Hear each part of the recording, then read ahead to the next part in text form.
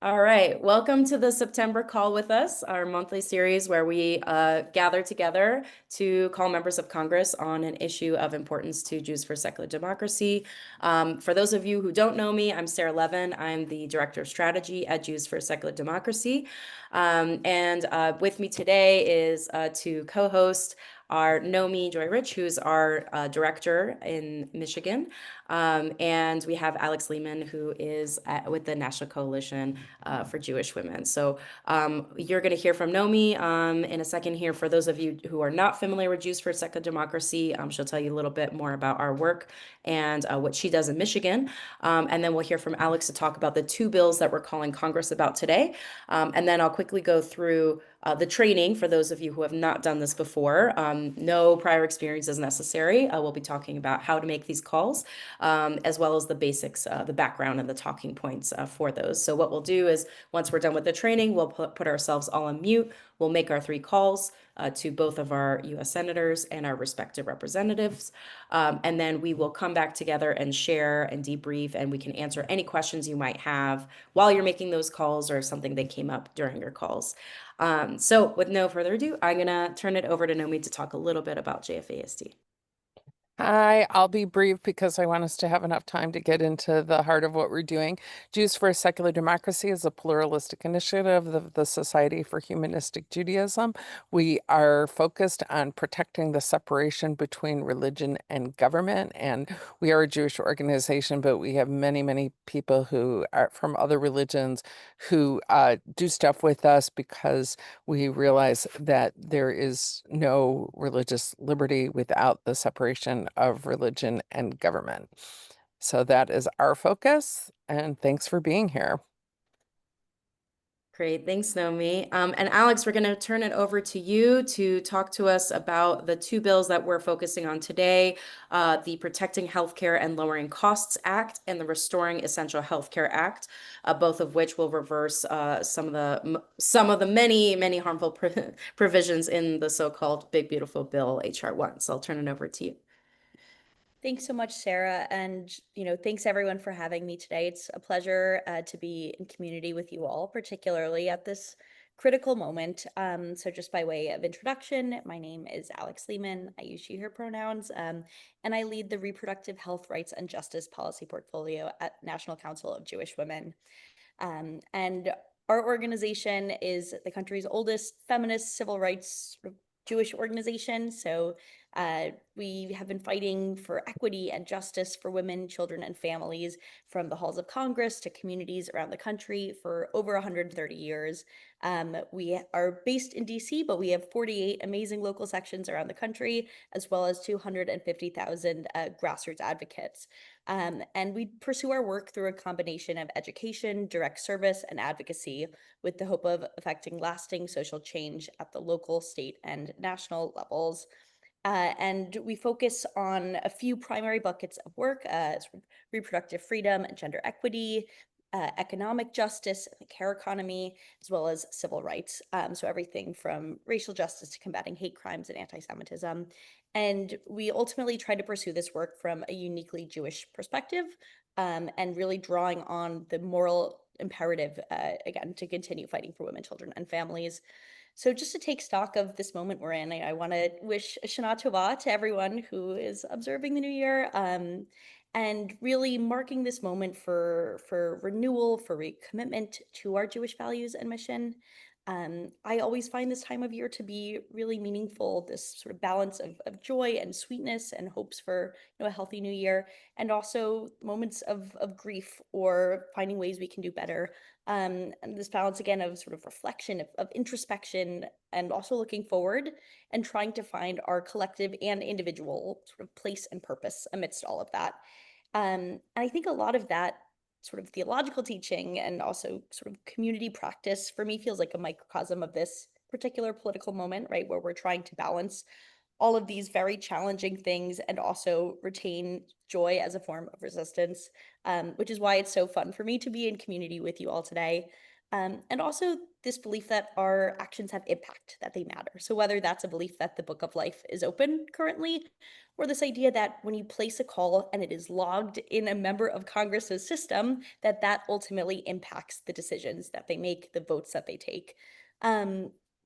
So just to sort of focus in on the topic that we're making our calls today, um, we have a very clear moral framework actually for pursuing justice and equity, particularly when it comes to healthcare. We're commanded to care for the vulnerable, to feed the hungry, and to pursue justice and dignity for everyone. And in recent months, we've seen pretty flagrant attacks on these obligations, notably through HR 1, the so-called One Big Beautiful Bill Act. I may refer to this as also the Reconciliation Package or Act. But really, this bill was a betrayal of these moral obligations, both our American values as well as our Jewish values.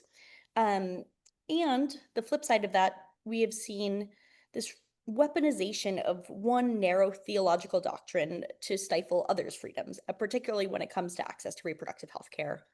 Uh, we know, and I think a guiding principle of our work at NCJW is that reproductive freedom is religious freedom. And this issue sort of manifests in a twofold way. First, this idea that we have the freedom to exercise religion, to practice as we see fit. And we can unequivocally say that Judaism supports access to abortion. And I can dive into that in a little bit. But second, this idea that we should be free from the imposition of other religious traditions. So this is why, it's amazing to partner with Jews for Secular Democracy, because the church-state separation is so critical to so many other freedoms. So when there are restrictive abortion laws that are rooted in a Christian idea of when life begins, that effectively encodes theology in our public life and violates our First Amendment rights. And when we say that we have an ability to exercise our religious freedom when it comes to abortion access, we can point to centuries of textual support of rabbinical interpretation, these guiding values that the health and the life of the pregnant person takes precedence, that bodily autonomy and medical guidance is paramount, and also against this sort of challenging concept of fetal personhood. So this idea of when life begins, and what our text teaches is not that life begins at conception, but rather that life begins at first breath. And until then, a fetus is considered a part of the pregnant person's body without sort of life or rights of its own. And beyond the sort of textual support, which again, always happy to talk about, there's overwhelming consensus within our community. So 83% of Jews believe that abortion should be legal in all or most cases. That is more support within a religious community than any other religion in the US. So when we fight for reproductive freedom, we do so not despite, but because of these religious beliefs. All right, so with all of that as background, and I know I'm throwing a lot at you, so please bear with me. We now find ourselves in the midst of a pretty acute and intense fight over healthcare. So as I'm sure many of you know, over the summer, there was this reconciliation fight. So we had HR 1, the one big bad bill, which fundamentally attacked healthcare in this country, right? As a result of its cuts to Medicaid, 17 million people will lose healthcare coverage, while millions more will suffer from higher medical costs and face reduced access to life-saving care. When this debate was ongoing, we were really proud to co-sponsor with you all this Jewish Day of Action, a moral response to an immoral budget, to really show our elected officials that this bill was not aligned with our values and not reflective of the values of the nation that we are hoping to build. And rather, it will hurt the most vulnerable among us to benefit the wealthiest. And there are very targeted specific attacks on reproductive health care within that bill. So, or what is, I guess, now law. So specifically, they made it in such a way that it did not explicitly name Planned Parenthood, but the way the text was crafted, essentially, if a healthcare provider continues to provide abortion, they will not be able to receive Medicaid reimbursements.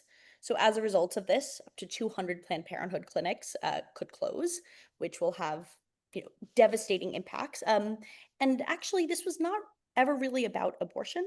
There already is something in place called the Hyde Amendment, which sort of carves out federal funds largely from being used for abortion services. Rather, the care that these Planned Parenthoods were providing that was being reimbursed through Medicaid was cancer screenings STI testing and treatment, and prenatal care, and particularly in rural communities that will be hit hardest by these hospital and clinic closures. This is many people's only source of healthcare that they can receive. So this will impact millions of people across the country. And, for a group that ostensibly claims to be pro-life, we see here really that the cruelty is the point, that when we deprive people of access to life-saving care, it causes chaos and confusion and really will have devastating impacts for many years to come. And even in the months since this bill was passed, we've seen clinics close. There is sort of tremendous confusion for providers. They're making these very difficult decisions. They have to discharge and dismiss patients. I just recently have heard from these providers, from these people running these clinics. And we know that primary care is the first service to fall under these financial pressures. So currently states are trying to backfill, right, where there's support for this healthcare, but this is not a sustainable strategy. So we're really rapidly approaching a healthcare crisis. And when the Supreme Court decided with the Dobbs decision that it would return the question of abortion to the states, or so it said, it's abundantly clear that that was never the end, right, for these opponents of reproductive freedom, that they are willing to take federal action to go much further to deprive people of access and autonomy across the country. You also might know that right now we're in the midst of this extended showdown over government funding. So, given sort of like the Jewish calendar, the government spending cycle is cyclical. And as soon as the reconciliation package went into effect, we then transitioned to the fiscal year 2026 appropriations process. So these are 12 must-pass bills that Congress is currently hashing out, except they have yet to pass these bills or agree upon stopgap funding. So that shutdown cliff is tomorrow at midnight. So we really are in those critical final hours. And at the heart of these debates is the question of healthcare. So, for example, of extending Affordable Care Act tax credits, and also whether or not we can use this leverage to reverse the harmful cuts of the reconciliation law. And this very specific fight is not happening in a vacuum, right? We know across the country we are seeing attacks on healthcare infrastructure, an erosion of healthcare infrastructure, as well as other democratic protections. And we also know that in this moment, a shutdown can have really devastating impacts for women, children, and families, whether that's through the halting of services, through layoffs, through halting of paychecks. So this fight for healthcare is, again, at this fever pitch right now. So that's why it's so important that we're making these calls. And I know this is sort of a weird and wonky process. So if anyone has questions, I'm happy to stick around and chat through it. But I think what should really be clear throughout all of this is that everyone deserves access to care, right? Regardless of their income, their zip code, their identity. And we can be guided by our Jewish values to support that work, to bolster that call. We also know that right now, we have a multi-pronged response. So our partners are fighting in the courts. Unfortunately, we've so far not been getting the results we are hoping for, and that's why we are now looking to this legislative response. So today we're making calls on two important bills, and I'll just briefly preview them so we have time to actually make these calls. So the first is called the Protecting Healthcare and Lowering Cost Act. So what this bill would do, it's sort of a big catch-all, it would reverse all of the healthcare cuts. This was also something that was incorporated into one of the potential sort of continuing resolution stopgap funding mechanisms that ultimately was not voted for.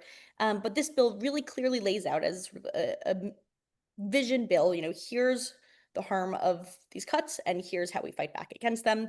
So that was introduced in the Senate at the end of July. It was then referred to the Committee on Finance. And in a really incredible moment, actually, it garnered 46 co-sponsors, so all Democrats and also both independents voted for it.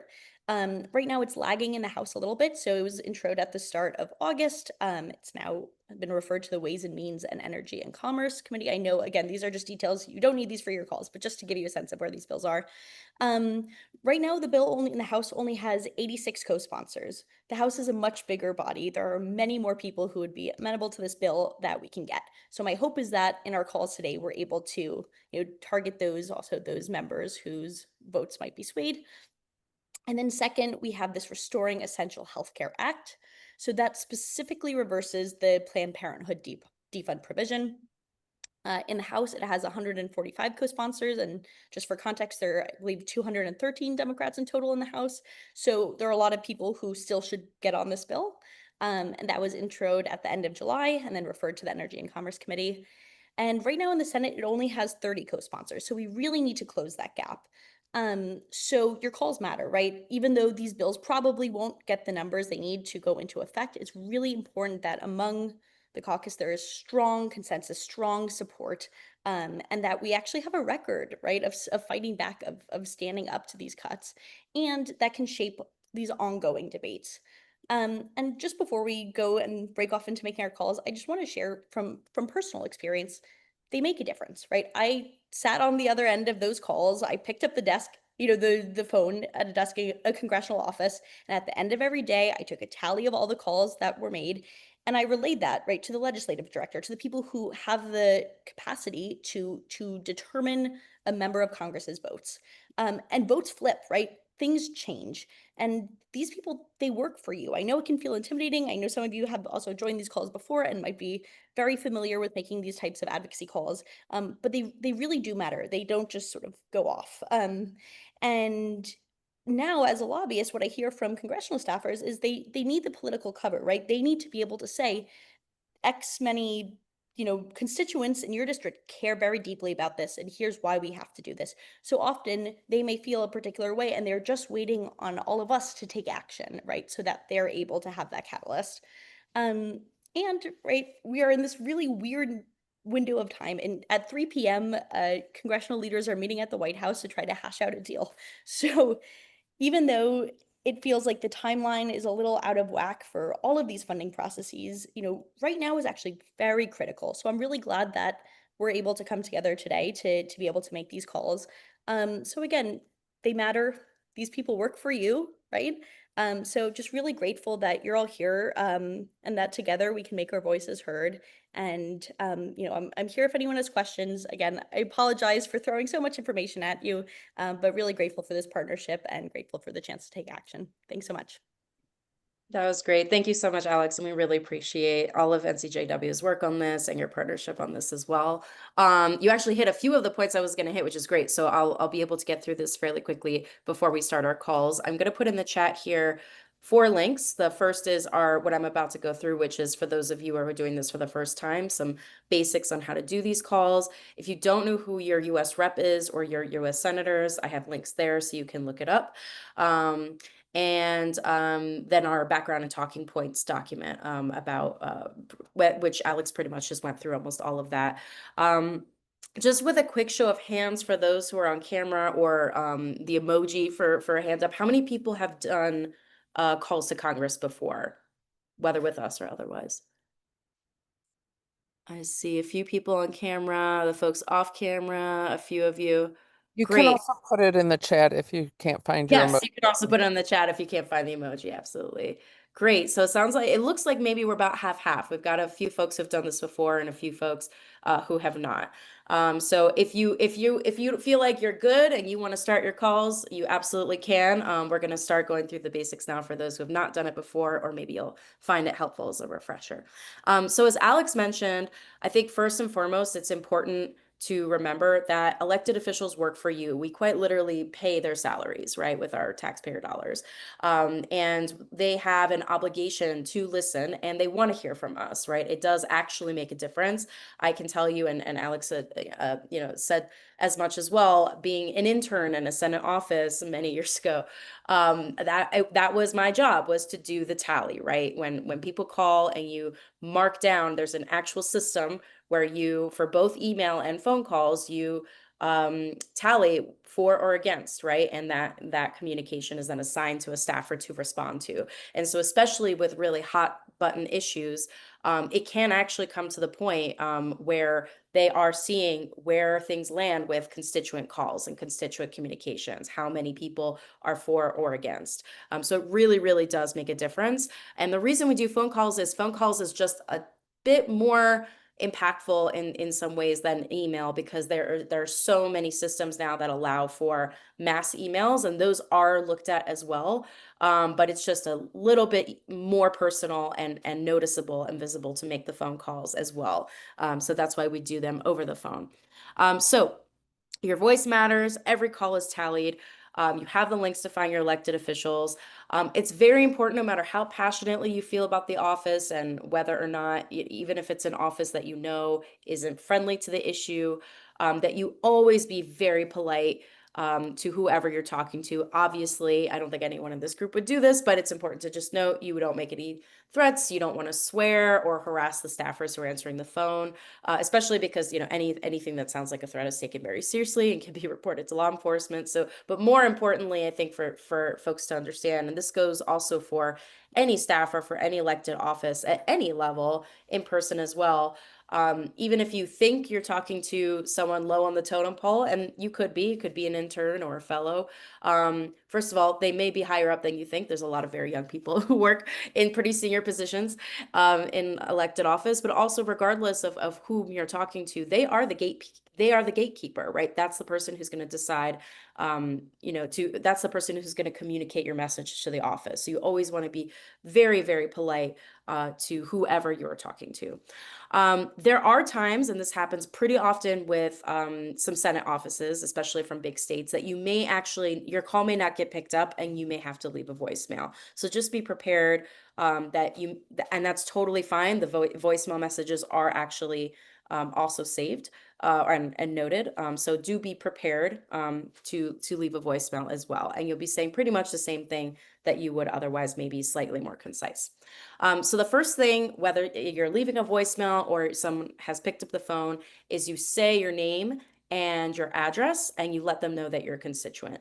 You don't have to do the entire address unless they ask for it. I think generally what you're trying to communicate there is, I'm somebody who is represented by this district, right? That's why you start off that way, because offices do get out of state calls and they don't take those as seriously, obviously, because those are not their constituents. So very important up front to demonstrate that you are a constituent. So I might say, rather than doing my full address, my name is Sarah Levin. I live in Philadelphia. And if I was calling my rep's office, I might mention the neighborhood to verify that I'm actually from the part of Philadelphia that they represent. And of course, if they ask for your address, please do give it to them. They're not going to use it in a nefarious way. The reason they might ask for the full address is, again, to verify that you are actually a constituent. So that's how we start off. We introduce your name, your address, or about where you live, and you're a constituent of the representative or the senator. Then you go right into what you are specifically calling about. So today you are calling to urge your representative or your senator to support the Protecting Healthcare and Lowering Costs Act and the Restoring Essential Healthcare Act. Since these are both pretty long names, I would slow it down. And, especially if you have somebody on the phone, they might ask you to repeat it. So definitely have the handout in front of you to make sure you get those right. So that's how you're going to start out. Right off the bat, you're calling to urge them to support these bills. You want to be pretty concise and direct. And so you start with the name of the bills and then a few of the talking points that we've provided as to why you support it. You can look, we've given you a lot to work with. You don't have to say everything. I would look at the things that speak most to you and your Jewish values, and why this is a matter of separation of church and state as a volunteer with Jews for Secular Democracy. So before you start your calls, think about what are the one or two talking points that speak most to you that you'd want to share. On our background sheet, we talk about access to reproductive health care, but we also talk about this as a religious freedom issue, because as Alex talked about, the attacks on reproductive health care in the so-called Big Beautiful Bill are coming from a place of imposing a narrow Christian view on all Americans, including other Christians, and those who do not subscribe to the belief that life begins at conception. That is a violation of our religious freedom and our ability to make healthcare decisions according to our own conscience and our own faith and traditions. And you can feel free to mention, as Alex did, the long tradition in Judaism of supporting a woman's right to choose. So you've said that you're constituent, where you live, you've named the bills that you're urging your representatives to support, and you've given your 1 to 2 reasons. It's always good to restate at the end, especially if it's a voicemail. At the end, again, I urge the senator, I urge the representatives to support these bills, and thank them for their time. Occasionally, if you're talking to somebody on the phone, they might ask a follow-up question. Most of the time, they're pretty much trying to get the note down of who's calling, what they're calling about.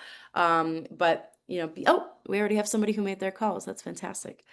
Great. And even if you're calling an office that is not friendly to the issue, generally, I wouldn't expect them to be anything but polite. They will listen, they will take down your note. And that is pretty much it. It's pretty quick most of the time. The only other thing I wanted to note is that this is a little bit different this month, that there is an aspect of where the senator or where the representative, how they voted on the bill, the big beautiful bill, HR 1, because we're calling to urge them to support bills that will reverse provisions of that. And so we have included a few extra things in our background and talking points doc. At the bottom, there are links to see how your representative voted on HR 1 and how your senators voted. If they voted no on the big beautiful bill, you want to thank them for that.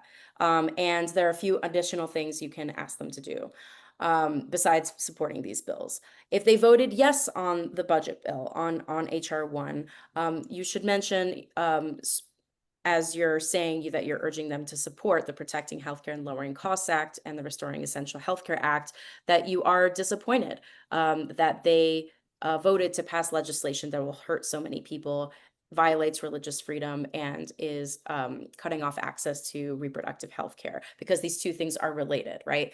The ask for folks who voted no on the big beautiful bill, besides supporting these bills, more broadly, is to safeguard our religious freedom and access to reproductive health care by demanding broadly in all of their work in Congress that Americans' healthcare options are free from religious influence. We also have some talking points around using the implementation of the budget law, right? Alex mentioned that this is actually quite timely that we're making these calls right now, because we can ask them to use the federal funding process and these negotiations to really take the opportunity to stand up for access to reproductive health care, and to, however they can, slow the implementation of the law that's already passed and reject any further provisions that are going to undermine access to care. And of course, always good to reinforce that this, for us as members of Jews for Secular Democracy, is about standing up for the separation of religion and government and making sure that they're a voice for us and demanding that Americans' healthcare options are free from religious influence. So all those talking points are here on the background and talking points doc. Again, you don't have to hit everything. Just think about what are the 1 or 2 things that are the why for you. And if you have any personal story, you know somebody who's been affected, or if there's a way that you would talk about this that's personal to you, please go ahead and do that. But keep the calls pretty short. So with that, I am going to stop there. If anyone has questions, know me, Alex and I are here to answer them. But now is the time to put yourself on mute if you're not already and make your calls, and we will be here. I Go just ahead. want to add that if you Sure, get please. overwhelmed with all that information and you don't want to go through the talking points, and the only thing you say is please support these, that's okay. Yes, absolutely. Absolutely. It will be noted. That's a good point. Yeah, and we can stay on and help you find your rep if you want help with that. Absolutely. Okay, we are going to be here for the next about 8 to 10 minutes. We'll reconvene. You should be able to make those 3 calls in, I would say, about 8 minutes at least. Okay, I think we can reconvene. Leslie says she called her senators and Representative Raskin and left 2 messages and spoke with the congressman's office. That's great. Leslie, is there anything else you want to share about how that conversation went with the congressman's office? Hi, no, that was fine. I mean, I've spoken with them many times before. He just took the message down. I didn't leave a long message because I thought it was more important they got the names of the Sure. bills and the numbers. Absolutely. But I know these, I have done a lot of lobbying with these people, so I'm sure I will hear back from them. Wonderful. Great. Well, thank you so much for taking the time to do that. Um, Ash asked, what are the most effective actions ordinary citizens can take to strengthen democracy in America right now? That's a big question. It's a good one. You're doing it right now. This is part of it for sure, is making sure that your lawmakers are hearing from you. But I'm sure there are many other things, Nomi and Alex, you might want to share. Ash, where do you live?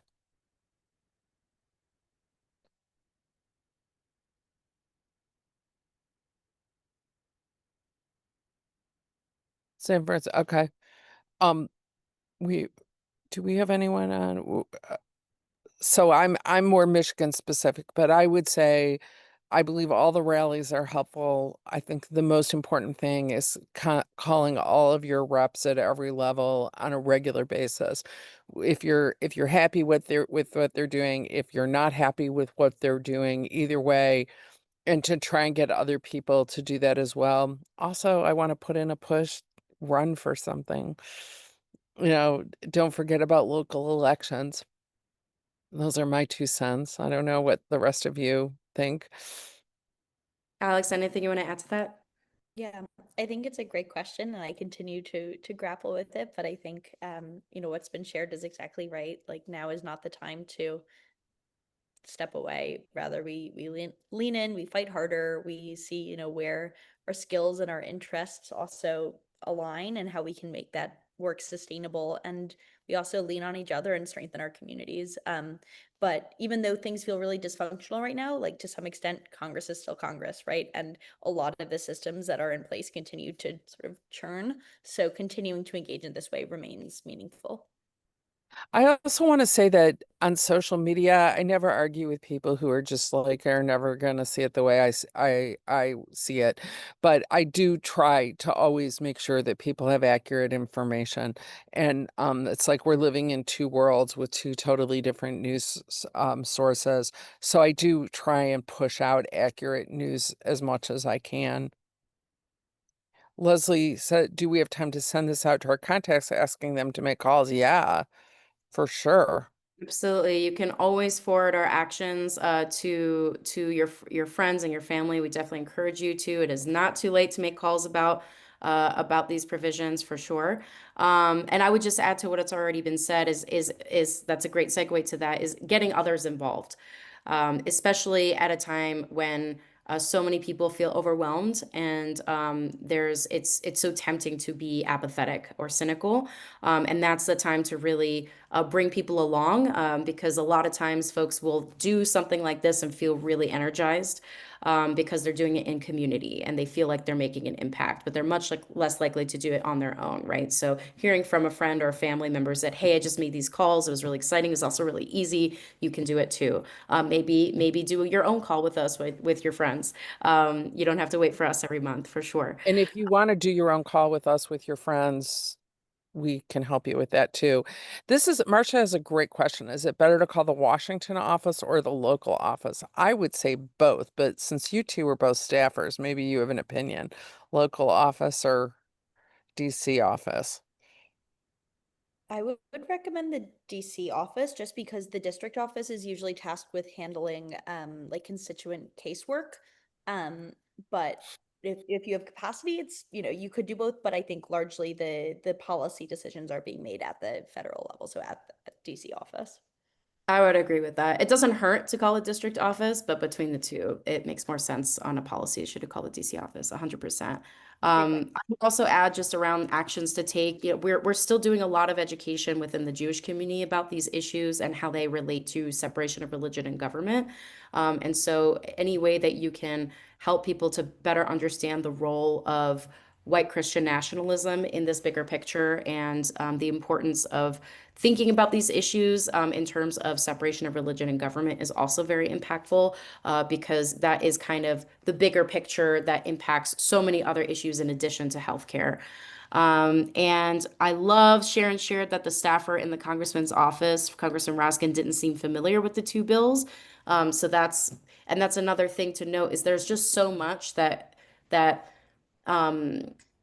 gets to their desks, right, on a daily basis. It is very chaotic to work in a congressional office, and most of them are pretty strapped for staff and resources. And so even offices that you would assume would already be up to date on a bill, like on the bills like these that we called about today, they may not be, right? They may have, I'm sure it was sent around to them by the sponsors, but that doesn't necessarily mean that it's been on their radar, right? Because there is so much going on. And so, Sharon, this is a really good example of, even with an office that you would expect to support this, even calling can put it kind of top of the list on the radar, and get them to pay a little bit more attention. So thank you so much for doing that. Does anybody else have any questions or anything else they want to share about how their calls went today? Yeah, I have a question. So I'm really interested in the separation of church and state aspect, and I'm wondering if you have talking points about that with respect to the protecting healthcare. So not necessarily abortion, but or reproductive rights, but just healthcare in general. Yes, we do. In fact, that was part of the document we sent out, was talking specifically about how these bills relate to religious freedom. So if you open that up and you look under on the first page toward the bottom, where it says the One Big Beautiful Bill Act violates our oops, that is a typo. Should say right to religious freedom. So I will fix that.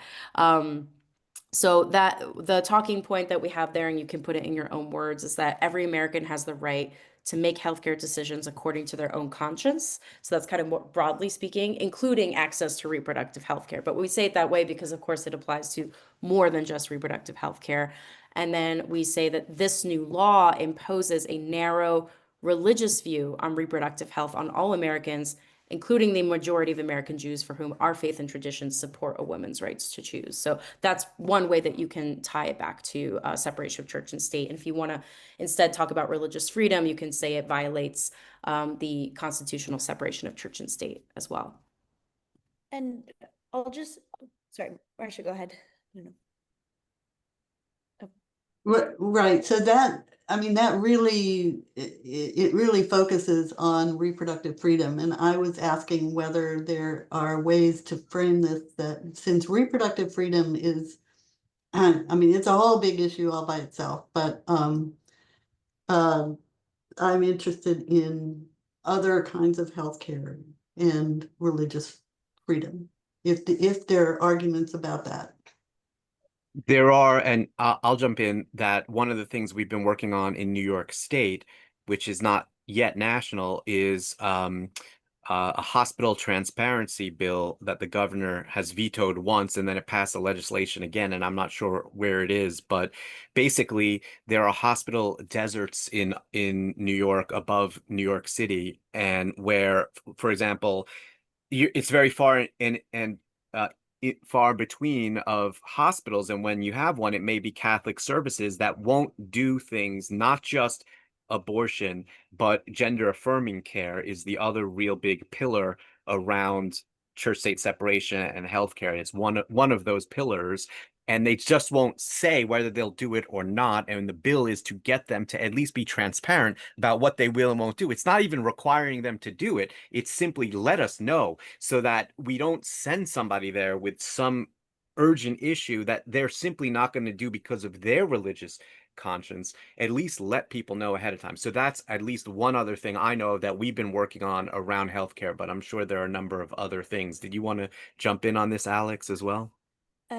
Sure. It's a great question. And I think one thing I'll just add is that, while healthcare is so much broader than just reproductive freedom and reproductive healthcare, the specific and religiously motivated attacks on, let's say, Planned Parenthood have far-reaching impacts. So because someone points to, their Christian teachings on life at conception, and they use it to shut down a rural clinic that's doing cancer screenings or mammograms, the impact is felt far beyond, for example, someone's ability to terminate a pregnancy or to receive contraception. So it is, utilizing a conflation of church and state to erode healthcare infrastructure more broadly.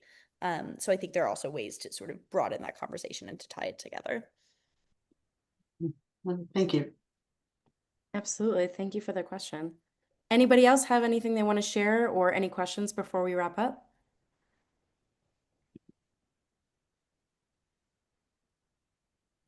Okay, great. Well, thank you so much for being a part of this today. Thank you for making your calls. We will see you next month. We'll be sending out information about our next call with us. Thank you so much again, Alex, and to NCJW for your partnership and all your great work on this.